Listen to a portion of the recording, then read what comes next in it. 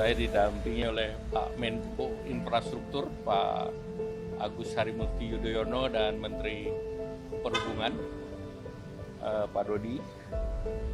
Tadi rapat mengenai kawasan ekonomi khusus yang bertujuan untuk menarik investasi dan juga untuk meningkatkan ekspor. Tadi disampaikan capaian keseluruhannya selama ini sebesar 242,5 triliun, lapangan kerjanya 151.260 orang dengan 394 perusahaan.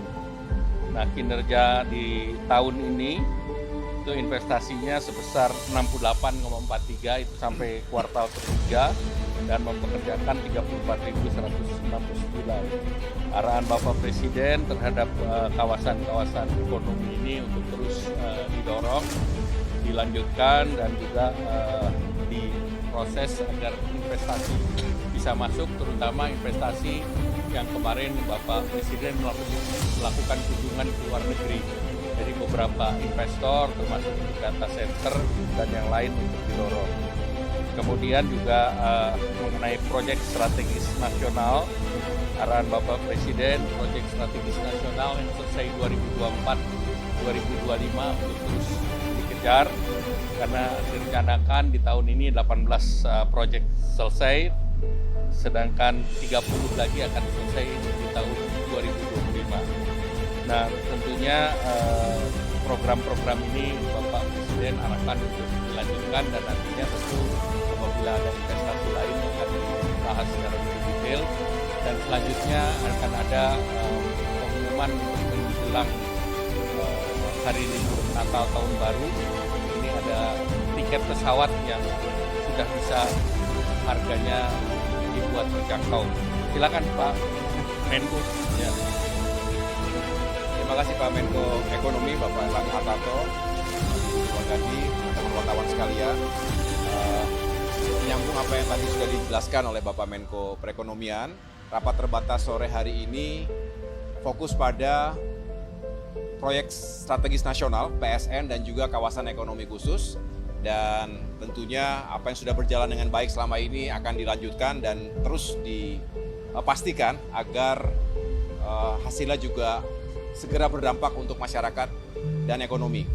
Dan tentunya karena PSN dan KEK ini banyak sekali kaitan dengan kegiatan infrastruktur dan pembangunan kewilayahan, terima kasih tadi Bapak Menko juga telah menyampaikan di forum dan kami menyambut dengan baik untuk melibatkan Kemenko Infrastruktur dan Pembangunan Kewilayahan yang merupakan Kemenko baru dengan nomenklatur yang juga sangat spesifik, yaitu infrastruktur.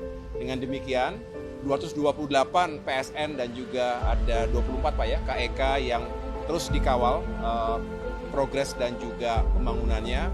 Mudah-mudahan dengan kolaborasi yang baik antara dua Kemenko ini bisa semakin menghasilkan proyek-proyek, program-program, juga kawasan-kawasan yang sukses di kemudian hari.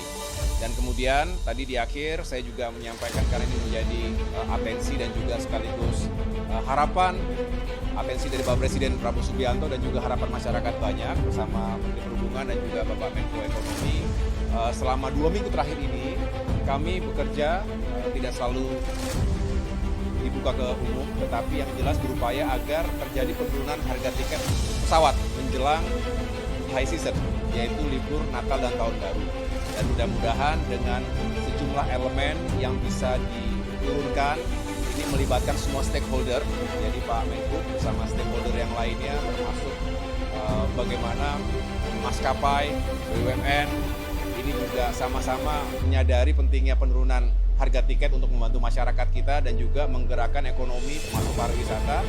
Maka dari semua elemen tadi termasuk menurunkan biaya atau jasa bandar udara ya, bandar udaraan, termasuk juga aftur dan tentunya fuel surcharge, maka bisa dikurangi harga tiket itu kurang lebih 10% dari harga biasanya secara nasional, secara domestik.